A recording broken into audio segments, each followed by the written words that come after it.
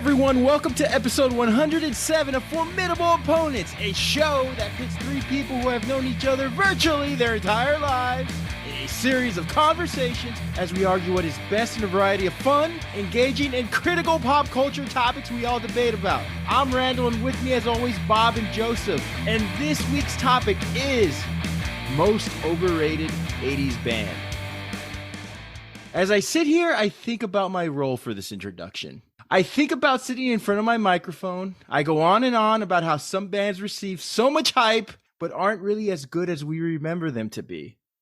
I throw in some funny anecdotes about us as kids watching MTV and footnote it with, remember when MTV used to play music videos instead of showing ridiculousness 19 and a half hours a day? I throw in some observations and exaggerated descriptions about the music of the time. I quip about what didn't age well. What bands got ousted by the grunge era and the groundswell of the popularity of R&B?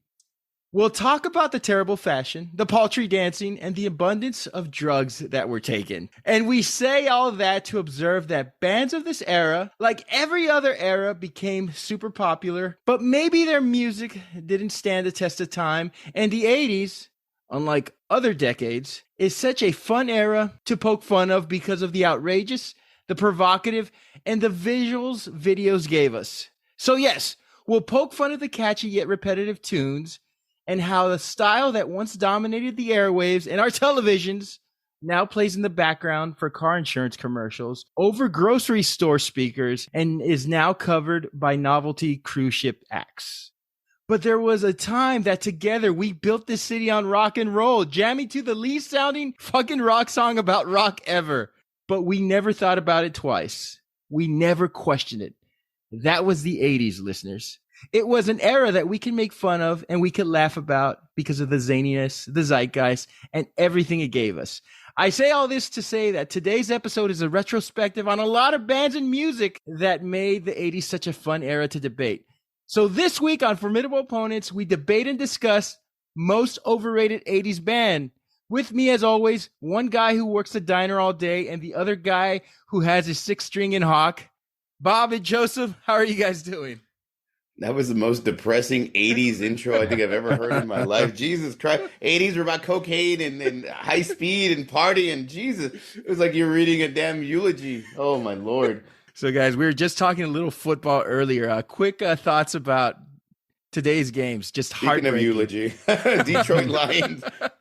I can't believe they choked that lead away. I mean, yeah, that was a choke. Man. That was really, and it unraveled immediately, very quickly. Yeah. One mistake after the other. The first game, I expected a shootout. I was pulling for the Chiefs to win. I didn't think their defense was as dominant as they showed up and played. They really kind of, threw the offense off balance. Lamar Jackson, although he escaped a bunch of times, he was running for his life the entire game. Yeah. Good on him for his footworks, because I mean he made some bad shit on him happen for his throwing. Like after shaking off what normally would be a sure tackle. You can't say shake it off in the NFL right now. People are very sensitive with Taylor Swift.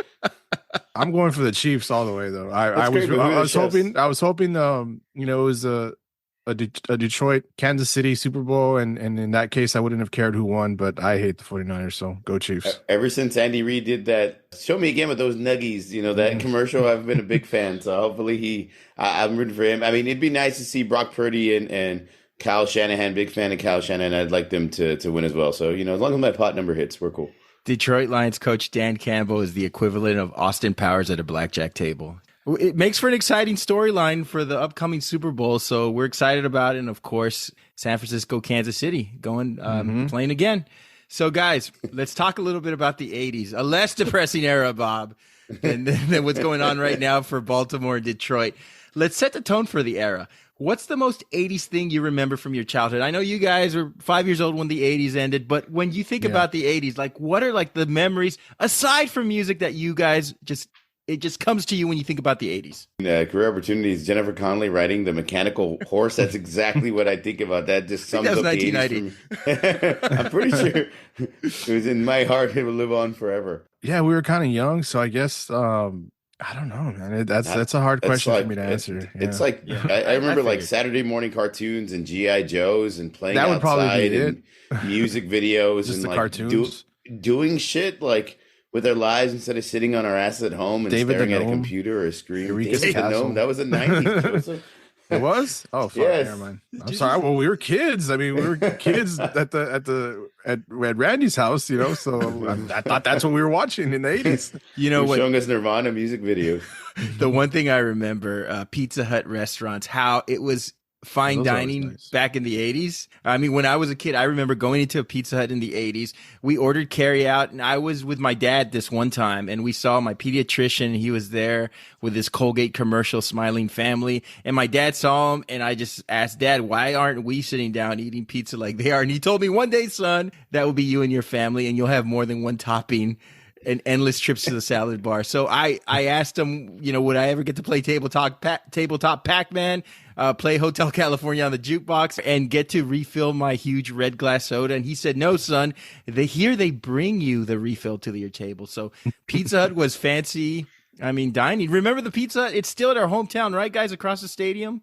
Yeah, Pizza Yeah, Hut's there's still in there. It's still there. Yeah, it was It's the still Pizza there. Hut. Yeah, I passed The by only last time. Go ahead. The only bad thing about you all, them bringing you your drinks, you can't ask for a water cup and get a Sprite. I think last time I passed by there's a homeless guy peeing on it. But other than that, I mean, it's still there. And that homeless guy was my pediatrician. Anyway, so okay, Full circle. full circle moment. Next question, guys: was there one band? Now we're talking music. Now that we set the tone, was there one band that you were on the fence about? You didn't really care for them, but you didn't think they were necessarily overrated, and you listened to them and you thought, hey, you know what? This band wasn't overrated. They're actually pretty good.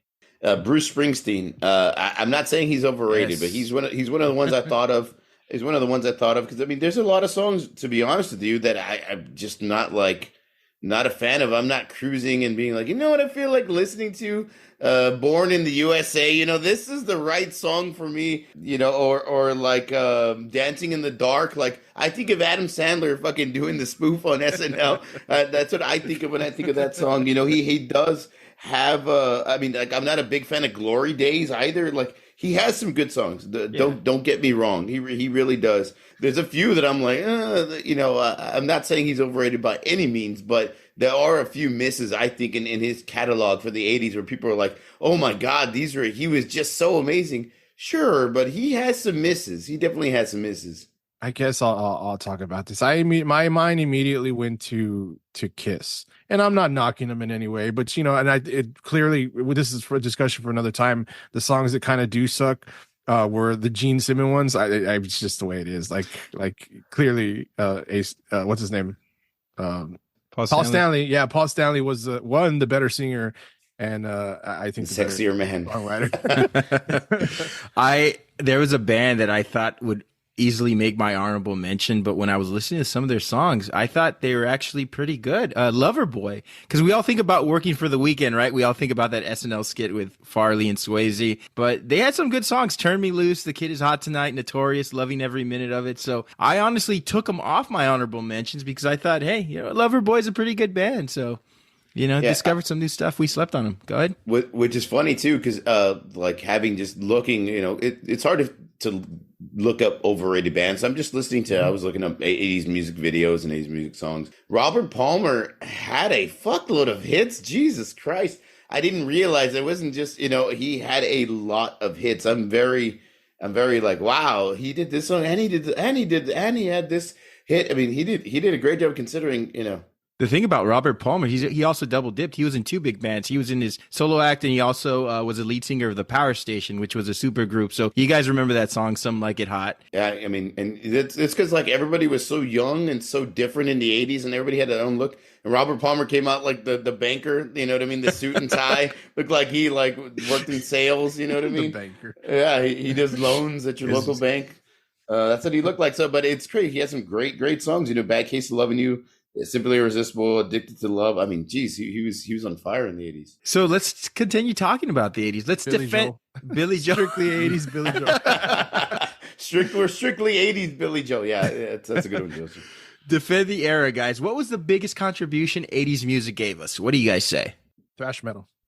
Thrash metal. I Thrash like that. metal. I was That's gonna all say, it is. That's all I can say, man. I'm sorry. Like that's when 80s thrash started. We had the early Slayer and Metallica and many more. But yeah, yeah. that's my thing. Just Well, 80s thrash metal. not only thrash metal, but metal and hard rock and all these pop rock and all these different genres of rock. They introduced a lot of that into commercial. They commercialized a lot of these types of genres of rock and roll because of the music video and all the tights and fucking perms and all that stupid shit, Aqua Net. But yeah, they popularized a lot of this type of music. So it wasn't just, jamming to Madonna or Billy Idol. There was a lot of different genres of music that people got into because of the music video.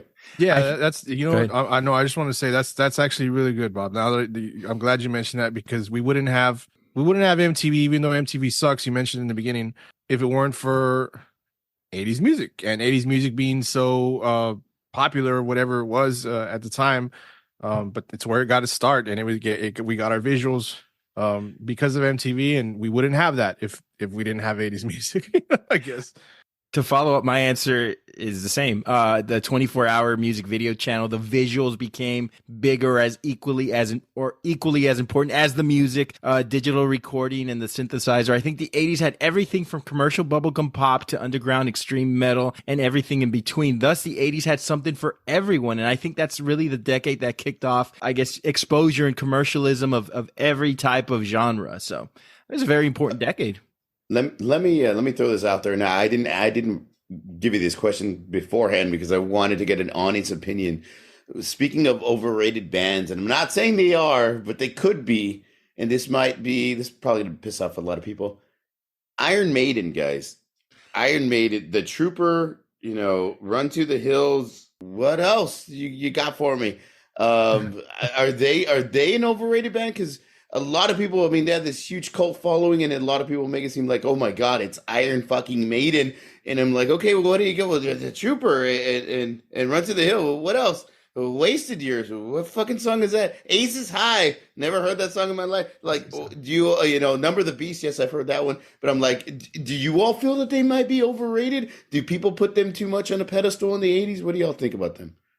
While I'm not particularly a huge Iron Maiden fan, I know some songs, and yeah, you're right. They're probably more the ones that you mentioned. It's just not my particular, style.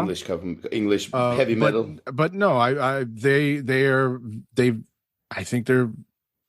think they're overrated for what they do, what they brought to that particular genre, because they're very influential in a lot of the music that I listen to today, and the stuff in the 90s and in the early 2000s. These bands would credit Maiden as being an influence in them. So no, I don't. While it's not, like I said, it's not particularly my favorite band. I don't really ever jam any of their music. I don't deny their place in history and their influence on the scene. I think we all had older relatives that had their poster on their wall, but probably couldn't name like 5 songs. Of course not. Very influential. I think in terms of their shows, their style. I think I'm not a huge Iron Maiden fan. The songs that you named are pretty much all the songs that I know, and I enjoy all those songs. But I think to be an Iron Maiden fan, you have to be into a certain type of metal, and that doesn't necessarily make it bad. But I mean, as far as like commercial and being in mainstream, no. But I think that's how the fans like it. I think they like Iron Maiden being this sort of still our band, where they didn't sell out, they didn't create a lot of music videos, they didn't change their style or their sound, and they're still going, man. So let's go on to our honorable mentions. Bob, what do you got for us? Okay, so I only have a few now. Yeah. I'm gonna go with just 2 right off the bat. Duran. Oh. Okay, this is definitely a band that I think is probably one of the most overrated bands of the 80s. I think Ordinary World is probably their best song, but like, yeah, it's in the 90s. Nobody's jamming out to Hungry Like a Wolf, man. I'm sorry. It's used as a joke. It's a joke song. I don't know if you've ever seen Planet Earth. That may be the worst music video of all 80s music videos. I'm surprised we didn't mention that on our show. We did worst 80s music videos. I think they're extremely overrated. I'm not a fan. When I looked at their catalog, when I was looking into all their songs, I'm like, Jesus Christ, like this was a big band, and I don't see the appeal. Next up, in my last pick, I'm just going to go with two. Huey Lewis and the News. I'm sure Randy just gasped like a like a Southern woman in the heat. Dropped his sweet tea and everything. Power Love, Back in Time. A lot of his songs sound exactly the same. I'm just gonna throw it out there. The same beat, same rhythm, they sound a lot alike. I think he piggybacked and rode the wave of Back to the Future and the Power of Love song that was such a huge hit because it was on such a huge movie, which was extremely popular at the time. And then he continued to make music that sounded very similar to Power of Love, so you can kind of continue to ride that wave. I know Randy's probably, he's waiting, he's finger up, guys. He's ready to argue. Randy, what do you have to say about Huey Lewis? First of all, I love both those bands, but I'm going to talk about Huey Lewis and the News. I love this band. They had such an every guy quality to them or about them. Huey Lewis and the News looked like normal guys. Two of their albums, Sports and Four, were administered to you if you lived in the suburbs. If you owned a shirt with a collar and had a good relationship with your parents, you were issued these albums, right? One of my first concerts, great time, good down-to-earth guys, no pretense with this band. They're cool and innocuous. I do have a funny story I heard a comedian say about Huey Lewis. The comedian said Huey Lewis can take a leak off the Golden Gate Bridge because they are a San Francisco-based band, and he could tell you how cold the water is. So, make what you will with that comment. They need to add a G somewhere in his first name is what I'm saying. So I think Huey Lewis in the News is great. Huey Lewis?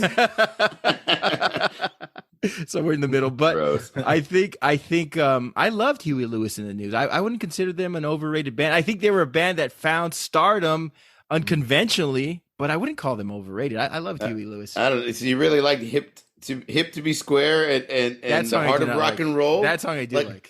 Oh man, I don't know, man. I just can't. The heart, like those are just not like I'm not that I rate every song based on what I want to listen to while I'm drinking or hanging out with friends or cruising in my truck or 6'4". you know what I mean, cruising around my 6'4". Yeah, you know what I mean. I base a lot of my music based on that. I just don't see Huey Lewis's band. That's the song I need to hear, the Heart of Rock and Roll. If I don't hear that tonight, my night will be incomplete. It just doesn't do it for me. What about you, Joe? What do you think about Huey Lewis, Joseph? I agree. They all kind of sound the same. Wrong. But Joseph, what are your picks? First and foremost, Bon Jovi. Oh my God, you got it. Oh God, Jesus. Yeah, we're gonna piss off a lot. I'm gonna piss off a few people too. Joseph's never been a fan of Bon Jovi. Yeah, I've never been a fan. Because he tried to tease his hair one time and he just couldn't get it right. I have something to say. His voice just like nice guy. He's funny. Like I actually find him funny in acting shit that he does. Never say goodbye, Joseph. Yeah, man. I just can't get into that voice. Like there was a scene that like pissed me off. I'm gonna go off tangent here, but there's a scene in Charlie's Angels Part 2, the Charlie's Angels movie. Drew Barrymore's character is explaining like about her ex-boyfriend that's the bad guy, and she's like, we used to have so much fun driving around listening to metal, and then they cut to a scene of them like jamming out to Living on a Prayer in the car, and I'm like, that's fucking metal? Are you fucking kidding me? They're like really into it, saying, oh, we're halfway there. I'm like, are you serious? To metal, we used to drive around. Get the fuck out of here. Anyway, Bon Jovi sucks. The other two, I know Randy has something. I do have. I'll wait for the rest. I'll talk about Bon Jovi. I agreed with Duran too. Like I didn't think about that until right now that Bob said that. I was like, you know what, you're right. They don't really have Duran is just not good. Like Hungry Like the Wolf, like and then Real. It's like, but these two are probably gonna piss off some people.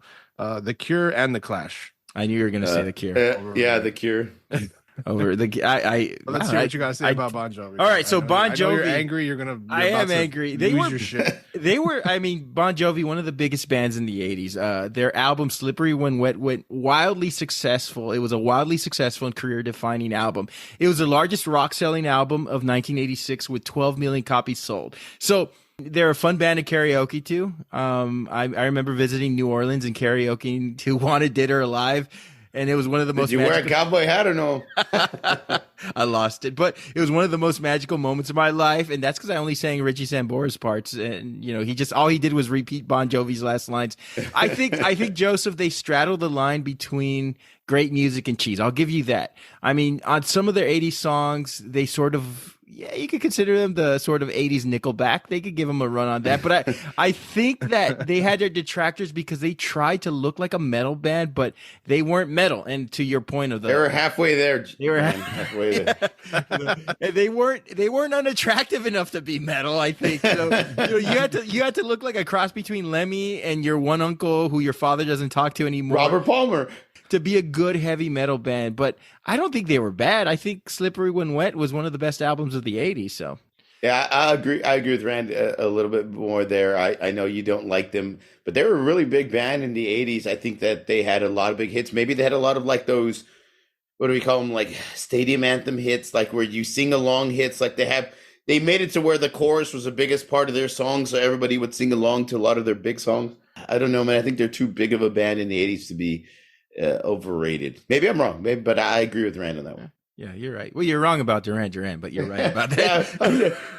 I want folks to really sit back. I want you to imagine Randall driving to work and having Hungry Like the Wolf playing full blast and singing with his windows down. Never in a million years will you see that, Rand, because it never happens. Because you never listen to Duran on the way to work. I love Duran, one of my favorite bands of the 80s. So honorable mentions for me, I got a few of them. Not a long list, because I think we're all in agreement that, pretty consistent era for many of these bands.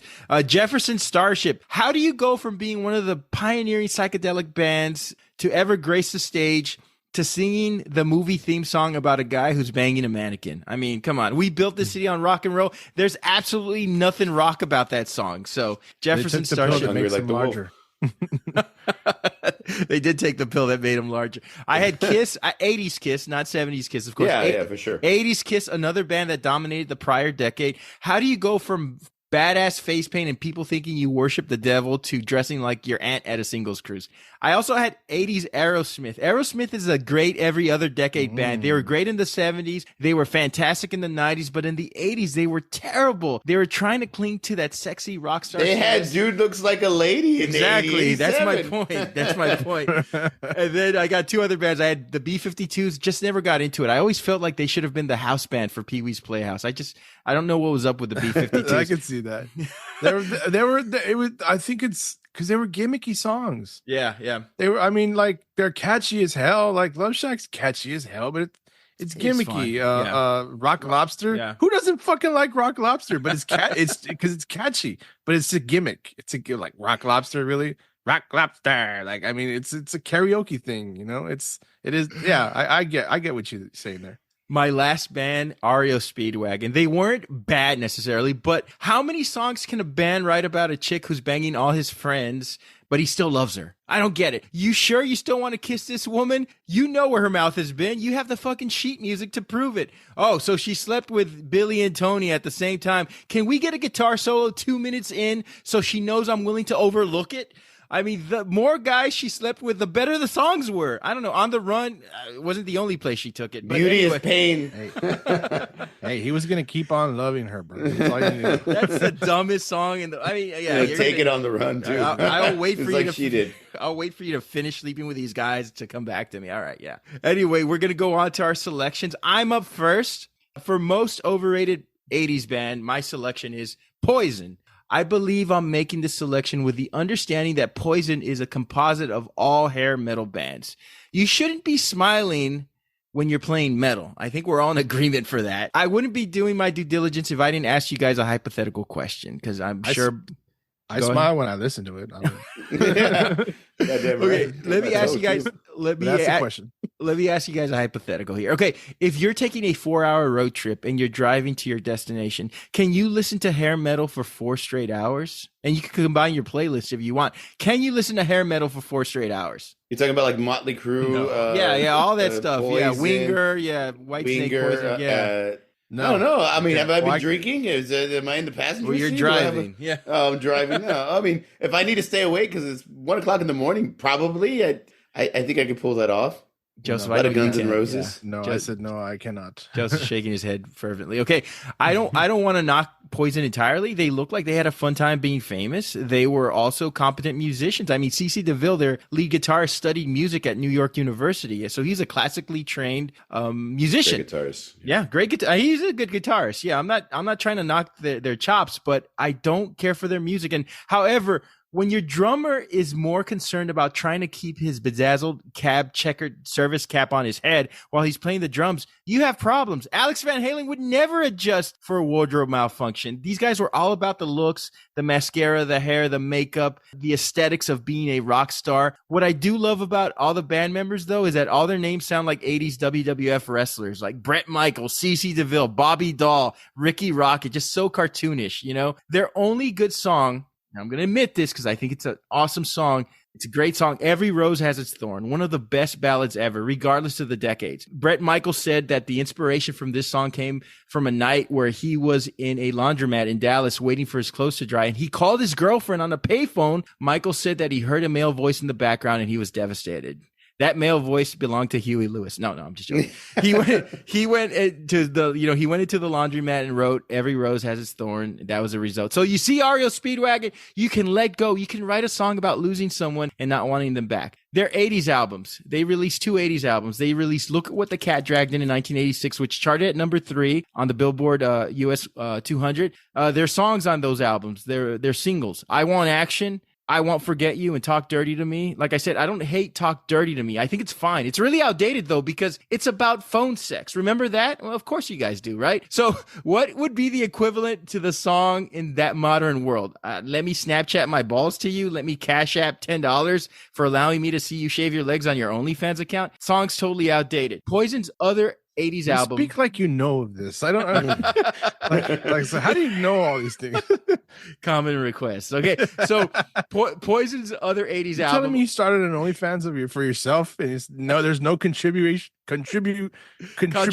from us. I was going to say, I thought they were down in the basement when she's talking dirty to him, not on the phone. They're on the phone. I think it's about phone sex. Yeah, it's got to be. Lock the cellar door and baby talk dirty to me. They're talking about by the bushes. They're talking about what they're going to do together once they're together, but they're on the phone. The music video shows everything. All right. Anyway. Okay, they're hungry like the Wolf Show. They look like Indiana Jones in the music video. Anyway, so their only other 80s album, "Open Up and Say Ah," number 2 on the Billboard 200. So 2 successful 80s albums. Their singles, "Nothing But a Good Time," "Every Rose Has Its Thorn," which is a classic, and "Your Mama Don't Dance," which was a cover of Loggins and Messina. So what am I missing here? Are any of these songs, aside from "Every Rose Has Its Thorn," good songs? The music in the style was so bad that the next era of rock, which was grunge, did everything opposite, and there was a complete overhaul of the genre, of the rock genre. You can't say that for any other bands in the genre that led a genre. We all had enough of their bullshit after 5 years. They were known for their lifestyle more so than their music. I don't think that's ever a good thing when you're trying to be when you're trying to have a long, successful career. They were like Instagram models of rock music, while the other true rock bands were actual models. You know, the kind Leonardo DiCaprio would date as long as they're age appropriate, which means 18 to 24. I don't want to knock their catchy songs or the fun people had listening to them, but as far as good music, I think Poison was totally overrated. What do you guys think? Okay, first off, I think you have bandana envy. I swear you have bandana envy. We both have the same amount of hair. Brett Michaels. I know. And by the way, you just wish your eyes popped as nicely as Bret Michaels did when he put his eyeliner on. You just wish you had that sort of mascara and everything. You know, you talk about them being Instagram models and everything. That was everybody. Motley Crue. Everybody had the teased hair, the makeup, the fluffy. Yeah, the lead singer from Motley Crue never smiled, but he fucking pressed his lips up and he wanted to blow a kiss to everybody. Everybody wanted to be a pretty boy, and it's funny. Like most conservative men these days that are like against these like men gotta be men. They all had pictures of fucking Bret Michaels up on their walls in the '80s in full makeup and leather pants and chick boots and all the fucking bedazzled bullshit. So I think a lot of the '80s hair bands fall into that category. You want to say that they were more substance, they were more Instagram than they were substance and real musicians, you know, like all the depressing fuckers that came in the 90s and brought all that shit. Yeah, but I really do feel like the 80s, again, were one big party. I think Poison is a big part of that party. Nothing But a Good Time. Whenever I hear that song, that reminds me of 80s hair bands. It reminds me of 80s music. It's a good song. It's a really pumped up song. Talk Dirty to Me is a great song. I Won't Forget You, Baby. I Won't Forget. That's a great song, too. Every Rose Has Its Thorn. Give Me Something to Believe In. Unskinny Pop. Like, they had a lot of great hits. I don't think that they were just like a one-trick pony or, you know, just with one or two singles. I think they had a lot of, like, good songs, 80s nostalgic songs, and they even had a really great power ballad that's probably one of the best ones of the 80s, and Every Rose Has Its Thorn. You know, I get that they might be too peppy for some people for hair metal or hair band, but a lot of the bands were Winger. Everybody was wearing the bedazzled shit and look at me, and all like my get up, my outfit. Even Ozzy was wearing fucking leather pants and chick boots and like the shirts that are showing like belly button to chest only, you know, had that U kind of form. So, you know, we can't blame them for that. That was just a style of the mid to late 80s. So I wouldn't call them overrated. I think they fit in the category of a lot of the good, not great, but good 80s rock hair bands. What do you think, Joseph? I'm gonna say it's a good selection. I don't think it's the like top one of all, but I agree with you in the fact that like, okay, yeah, their look, while we laugh at it nowadays, that's just what was popular back then. So cool, whatever.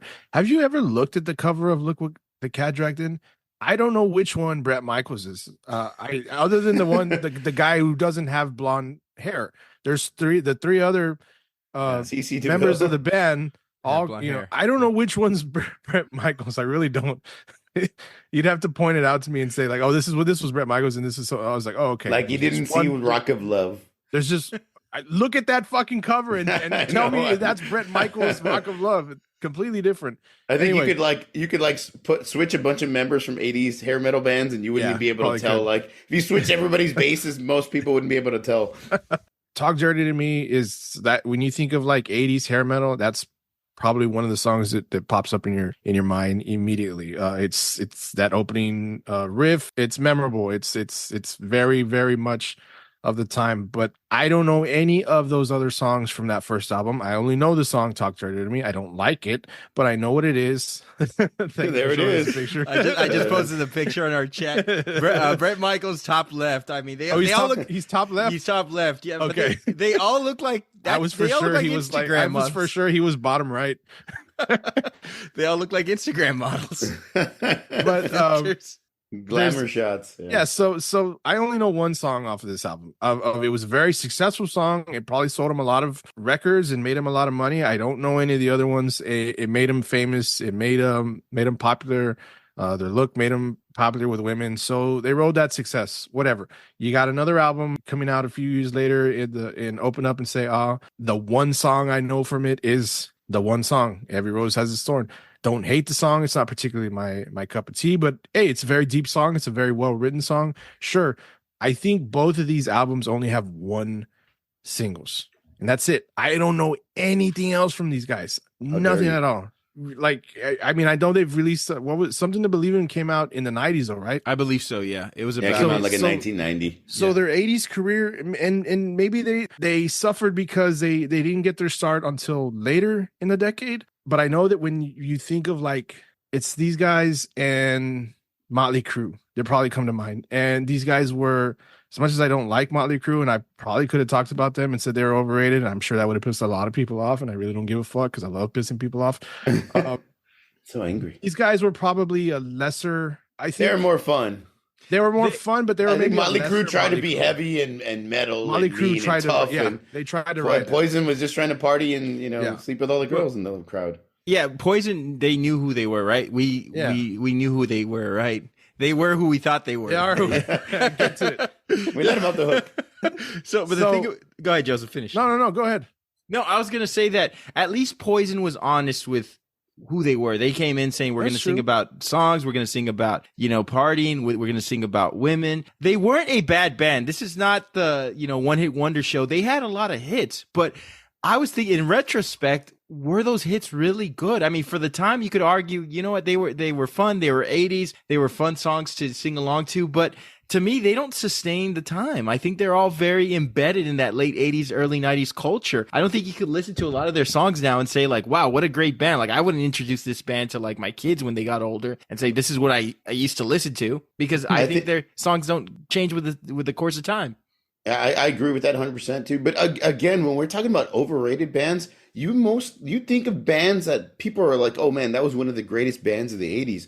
I don't think anybody said that about Poison. So I couldn't necessarily say that they're overrated, because I don't think anybody put them on that pedestal of being one of the best hair metal bands of the 80s. You know, I think they're in that good tier. So, I mean, they had some good hits too. I wouldn't necessarily call them overrated, because I wouldn't put them in that, Guns N' Roses, Motley Crue, top echelon of hair metal bands. But you cannot deny that for the back half of the 80s, from 1986 to 1989, they're arguably one of the biggest bands. I mean, they had 2 top 3 Billboard albums. Bon Jovi, Joseph. Yeah, but I mean, I think a lot of people would say, yes, Poison is one of the biggest bands of the 80s, because they owned that back part of the 80s. They were one of the preeminent rock bands of the 80s. So, I mean, of course, they're not in the same tier as Prince, Madonna, Michael Jackson, who had, the entire decade dominated. Yeah. But I think Poison was an important 80s band. And whether I like them or not, I can't argue that they weren't important.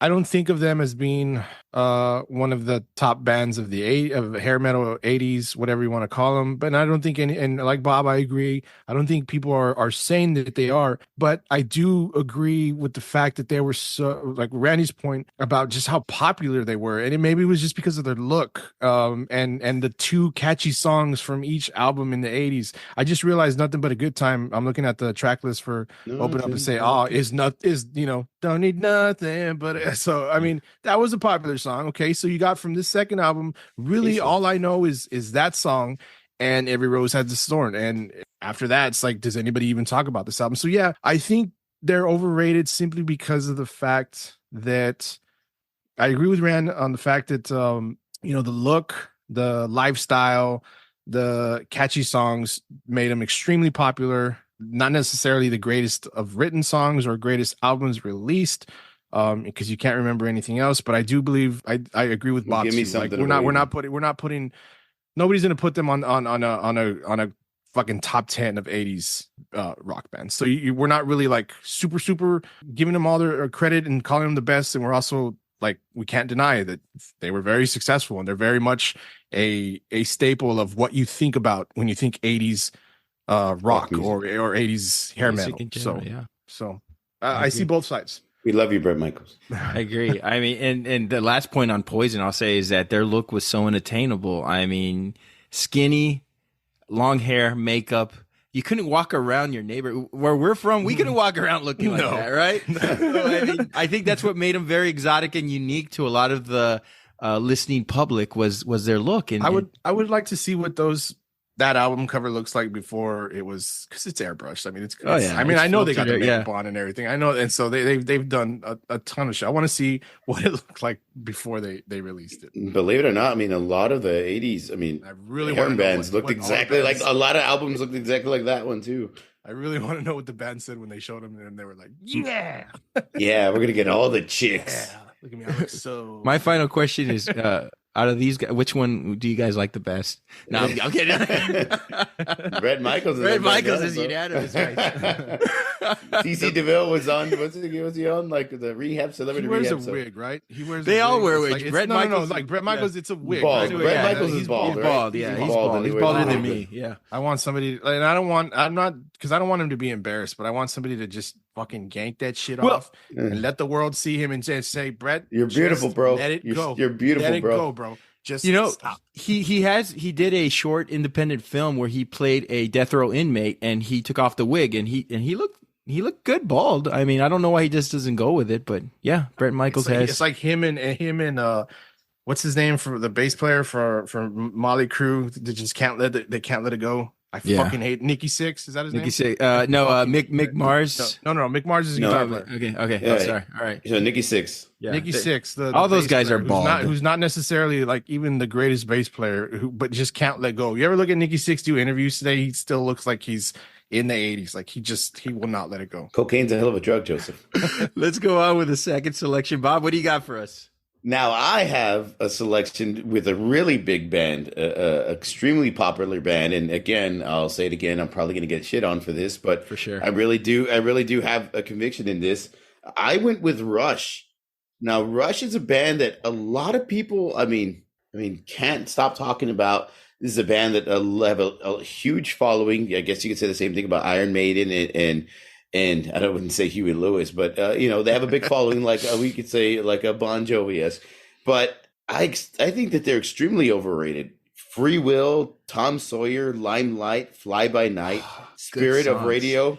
Great songs. They're the same goddamn song. It's the same goddamn song. Same riffs. The only thing that changes is the fucking guitar solo or the bass solo. That's the only thing that changes in all these songs. The same, it's the same tone, the same speed, the same tempo, the same fucking. The lyrics change. The guitar solo changes, not by much, and the bass line. He has to have a bass line because Geddy Lee can play the bass like a fucking madman. But it's the same fucking song. I want you all to hear them back to back to back to back. And if you were to play if I were to start on random, these 6 songs on random, like at any point, like at a minute, 5 seconds, 2 minutes, 10 seconds, just everything all on random, you wouldn't be able to tell me which is which because they all sound exactly the fucking same.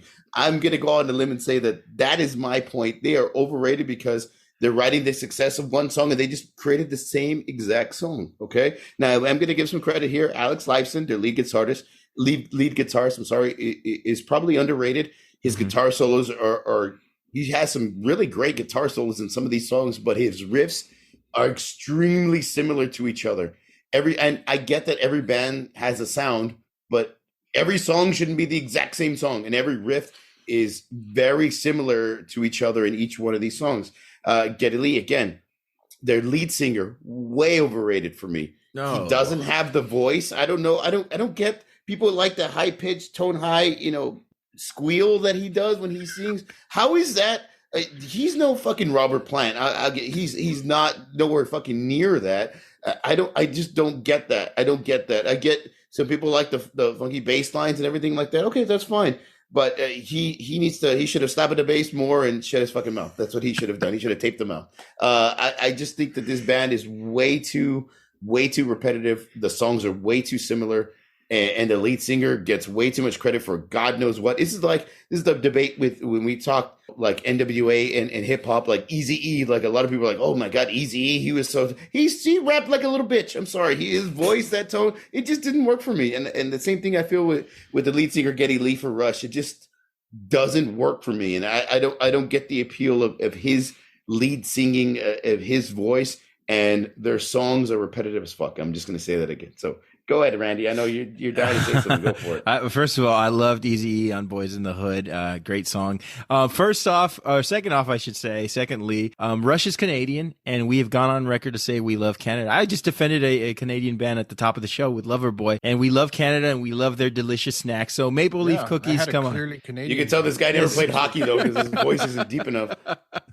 So Rush wasn't a choice I saw for this episode, so I'm glad you brought it up because I got to study a little bit about them and discover some things about them.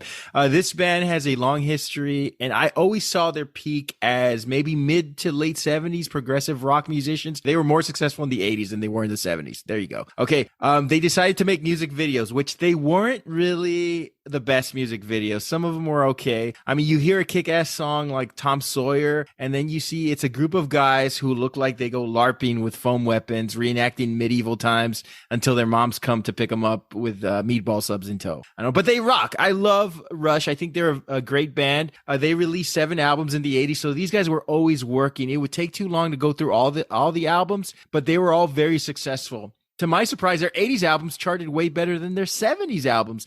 All albums peaked in the top 16. 2 of them were in the top 4. So I listened to the big songs from the 80s Rush albums. And Bob, I think you named them all. Spirit of the Radio, Free Will, Tom Sawyer, Limelight, Subdivisions, New World Man, Distant Early Warning, which wasn't their most popular song, but I did like it. And it had a very interesting video. Check out the video to Distant Early Warning. It looks like an inspiration for Black Hole Sun. So a great video. Geddy Lee, unique, popular voice. I know some people don't like it. I've heard a lot of people say they're not crazy about his voice. I think it fits the band. He rotated bass to keyboard, so he played 2 instruments, and he sang. So multifaceted musician. Neil Peart did 2 of those things good.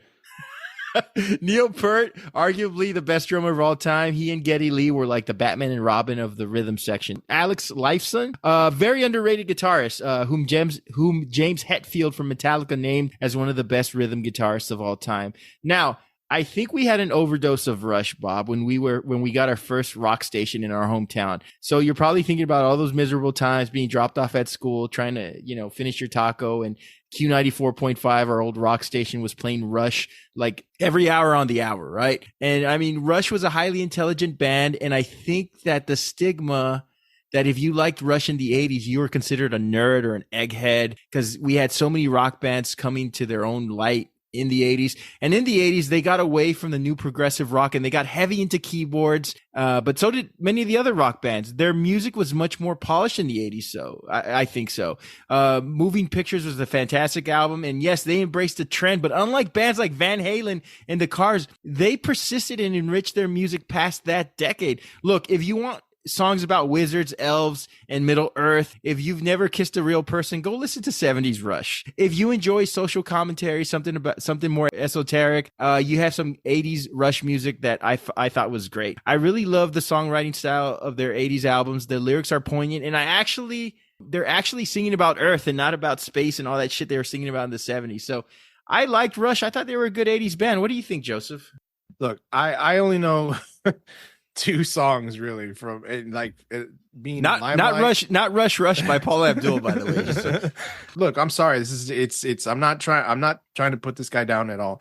Geddy Lee is a fucking awesome bass player. He fucking jams. I am not into his voice. I can't, it doesn't work for me. I don't know how I didn't really know who Rush was until probably the 80s. The 90s. So these songs, Limelight and Tom Sawyer, the only ones that I know, I didn't hear them until later. So I'm not aware of how, and wow, fucking a lot of albums in the 80s.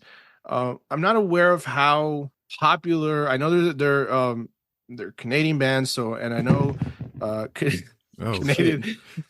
Somebody's balls dropped. It wasn't Geddy Lee's.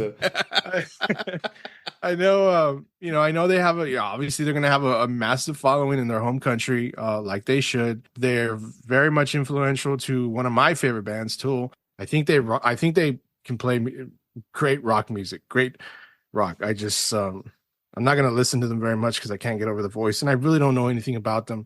Have you guys heard Coheed and Cambria?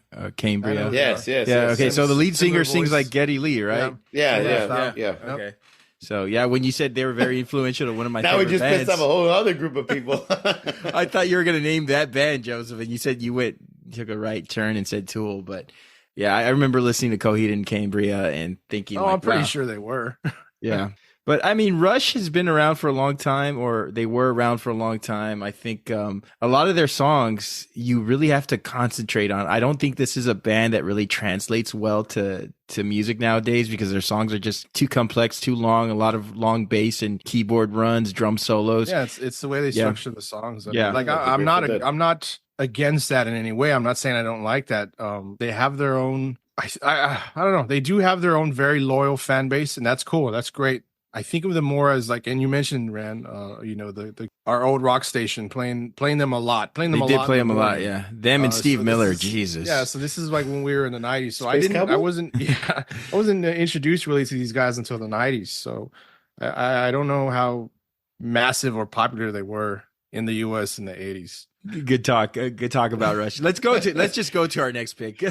Joseph, what do you got for us? Oh, I'm going to piss a lot of people off. Look, I selected Culture Club, a very well-known 80s pop band, very recognizable. One of the main groups, really, when you think about 80s music, 80s pop, and things like that, plain and simple. This band recorded one song, and then copied and pasted for each Oh. after that. Okay. First album, Kissing to Be Clever, it wasn't until their third single that really got them the attention in the US. Do You Really Want to Hurt Me was that single. And pretty much their success after that. Their fifth single off of that album, I'll Tumble For You. I only know that song because of Billy Madison. Billy Madison, yeah. That's their best song. That's their best song. I didn't know. That's the only reason I know. And I didn't know it was really them until like way later. That's really it. I don't think anybody claims to know the other three singles released from that first album. If you do, Randy, I think you're a liar. I think you just researched it. You only know the two that I mentioned. So a year later, Chameleon? I'm going to get there. A year later, they quickly released their second album. I think capitalizing on the success of that first, major single. And, hey, did it work for selling records and whatnot? Sure. I know you're probably going to mention the record sales, and they have a lot. I looked at it. So probably going to say, how can they be overrated if they sold millions and millions of records? And to that, I say, who gives a shit? It's the same So did song. Gangnam Style. It's the same song over and over again. It really is. Church of the Poison Mind, It's a Miracle, Miss Me Blind. All these are the same song. They're the same song. You got Karma Chameleon on the second album, another massive hit. Arguably their most famous song. I think Bob just mentioned it right now. Other than that, it's really nothing. Their first three albums were released back to back. 82, 83, and 84. They released the third one in 84, Waking Up with the House on Fire. Yeah, and it terrible album. Yeah, it did. Yes, exactly. It didn't nearly have as much success as the first two. Why? Because it was just copy and paste. It was year after year. They were like, let's keep going, let's keep capitalizing on this. I think a lot of their success was due to Boy George and the fascination with his look and possibly his sexual orientation. And I'm not knocking that in any way. Let's just get that clear. I just think it was a massive factor in their success.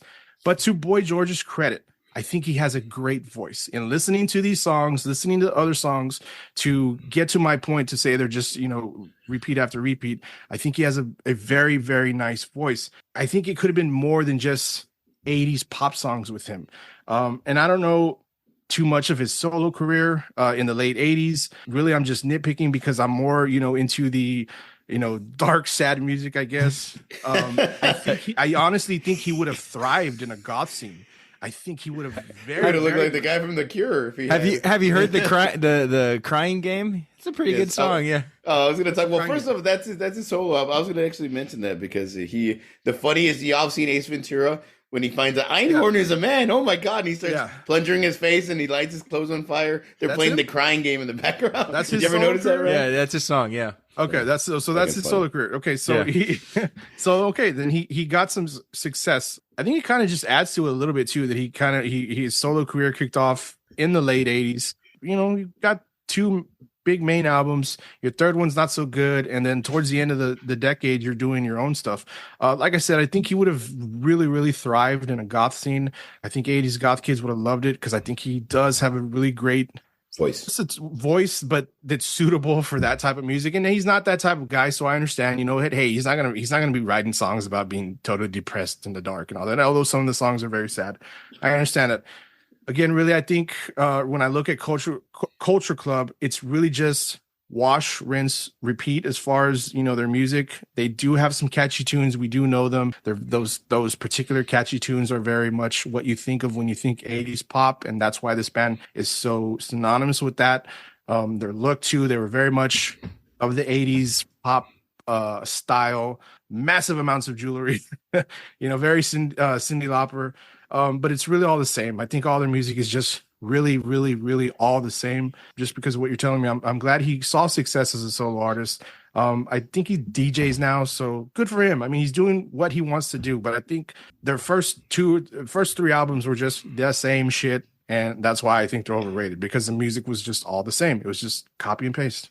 So one of these memories, I hope this is not a Mandela effect because I remember this. One of my first memories of Boy George was he was on an episode of the A-Team with Hulk Hogan and Mr. T. And it was like worlds colliding, like music, wrestling, movies, TV. And it was just a lot for like my whatever 6-year-old brain, 7-year-old brain to sort of, carry. So I remember this one scene. Everybody's going to go get the bad guys. I think they gave Hulk Hogan and Mr. T a gun. And Boy George is just jumping, clapping, saying, "Go get him, boys." And I'm like, give him a fucking gun, man. Why didn't they let him fight? He just clapped and stayed in the garage while everybody he was like, "Fuck you all." Behind the scenes, he's smart. He's tech. Yeah, he's tech.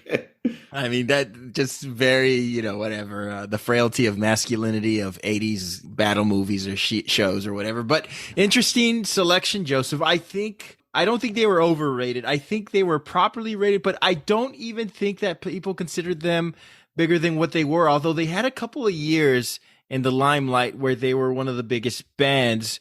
But I think over the years, we came to sort of position Culture Club as a band that just had a short little stint of success in the mid 80s. What I will say is I think lead singer Boy George was very overexposed. And you made some great points, Joseph. Boy George and the Culture Club is in that cadre of groups where we can only name the lead singer, but we couldn't name any other members of the bands. Like Maroon 5 or No Doubt. We can't name the band. We could name the singers. I mean, but androgynous singers. And of course, it was that androgynous look that got him all that attention, but that was nothing new. David Bowie was androgynous. Look at Poison. Look at Poison. Yeah, little afterwards, but right, it was nothing new. It was very popular. Yeah. Pete Burns from Dead or Alive, who was kind of like the Wish version of Boy George, but he came before him. Annie Lennox, the New York Dolls, all these people were doing androgyny before Boy George was. But the fascination, it wasn't anything new. I think Culture Club happened to hit big when MTV began. So the visual aspect of what Boy George looked like overtook the band's credibility because they really weren't a bad band, especially in a video.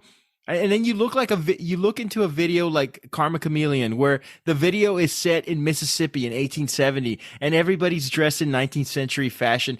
But Boy George still sports his signature look. Like, they didn't give him a costume. They said, you come out and be Boy George because everybody is fascinated with the way you look. I think in the 80s, the look and the style was important as substance. And fortunately for Culture Club, that garnered them a lot of attention, but it didn't garner them that sustainability. And unfortunately, it focused that attention to only their lead singer. However, the Culture Club had the distinction of being the first group since the Beatles to have 3 top 10 hits in the U.S. From their debut album. And those songs were Do You Really Want to Hurt Me, Time, and I'll Tumble For You, which of course is a Billy Madison song. Yeah. So their sophomore album, Color by Numbers, was a huge success. Karma Chameleon, Church of the Poison Mind, Miss Me Blind, and It's a Miracle.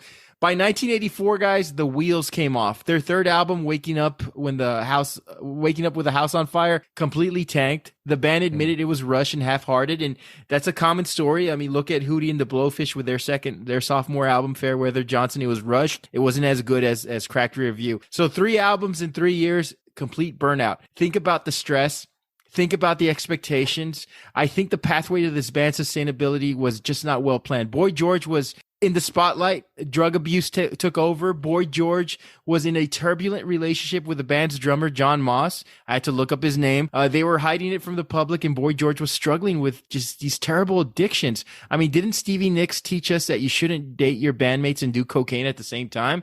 In 5 years, it was all gone. They did a reunion tour in the late 90s and got back together again, but they weren't as big as they once were, right? But music is a fickle business. Nostalgia concerts are great. The bands make great money, but that apex, it doesn't last long. And other than a few choice bands like Aerosmith, not too many bands reemerge to the climax of their popularity. You can call them overrated. You can say you dislike the music. I don't understand why they were so good. But in the truest sense, I think that this was a very good band for the time that got caught up, overexposed, and couldn't manage their bullshit. Bob, what do you think? I agree a little bit with you, Rand, but I also agree a lot with Joseph as well. I do think that they fall into that overrated category. I don't believe that the music wouldn't have been as popular if it were for Boy George and his look. He was the poster boy. He was the man. I mean, he sold the albums. People were fascinated by him and his voice. Not saying he didn't have a good voice. He had a great voice. Yeah. Like Joseph mentioned, the Crying Game. He's got a very that depressed tone, Joseph, that you probably would have preferred. But I do definitely think that he was a poster boy, and I think that's why they wanted to pump out so many albums after album after album, one right after the other. I'm sorry, and probably got burned out because we had to keep Boy George in the limelight and his look before his look changed, or before the fashion sense of the '80s, took a turn and changed, like the teased hair and the hair metal bands that all came out and became super popular. But I definitely agree with that he was definitely overexposed. And I think his music took a big hit for it in the long run, because it became more of like, instead of the substance, we mentioned this earlier, instead of the substance of the music, it was Boy George, the star, his look, his gimmick, whatever he's doing at that point in time. It became about him instead of the band and the music. Good points. I think we all saw the tragic tale of Culture Club and wondered, like, what the fuck happened to them, because Boy George was such a iconic figure in the 80s, and it just all went away. Once the band disbanded, he was gone too. That solo career happened, a decade later, but he had to clean up. He had to rediscover who he was. He had to change his look, but the talent was always there. So it's really a tragic tale. I do remember him having a very successful revival later, like in the 2000s, and he was popping up at award shows and whatnot. And so I think he's on The Voice now too, or some shit like The Voice UK. Yeah, or like he does that. some. Yeah, you're right. I think he does some of that. So good for him for hopefully staying away from any kind of trouble. Dying. As far as, like, not dying and getting yourself clean and hopefully. Didn't he have something like that, like an overdose or something big like that? I think so. Like Yeah, he almost died, and he almost came died. back. Yeah, so maybe I'm an asshole for picking them, but I just no, not at all. This was a great think band to talk about. I just think the music was very much cut and paste, and it's not an error in my pick, but I can see why I feel that way. There was a fascination with him, and the record companies were probably like, keep it going.